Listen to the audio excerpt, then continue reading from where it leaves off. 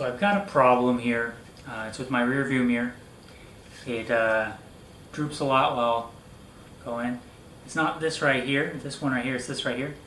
And I put a whole bunch of tape there so that way it would hopefully stay. But in a hot Texas summer, it's not going to work out. It just melts and just droops all the way down. So I tried melting it as well with a hot soldering iron. That didn't work. So I'm going to have to make something. So I scanned in an image of it and turned that into a 3D model. Now, this is more just for reference. There weren't any exact things, especially since it was broken. There wasn't any real good markers of where it should be. So I just went with it and made a few iterations. So the first one fit pretty well, but it was a little loose. So I made it a little tighter as it went on. So, looks pretty close. Close in size.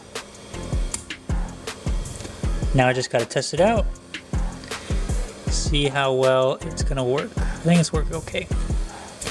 Removing it from its casing is important, but it is also very difficult because it really wants to stay in there, and I'm having a little bit of trouble getting it out. So, got to break out the saws, the screwdrivers, the pliers, just about anything I got.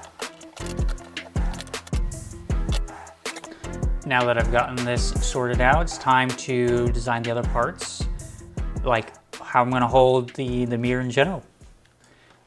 And I was really hoping for an elegant solution, just a compliant mechanism that just needs one screw just to hold it in.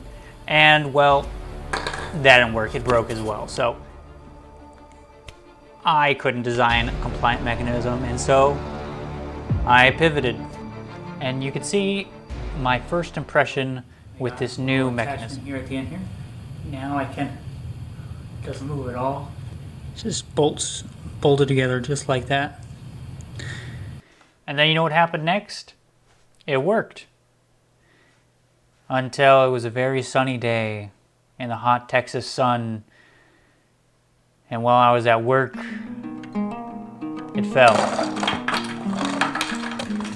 The funny thing about petg is that it's really good, and you can have things in your car made out of petg and it's not a problem. But especially with this being mounted on a hot metal plate, I've experienced a lot of creep.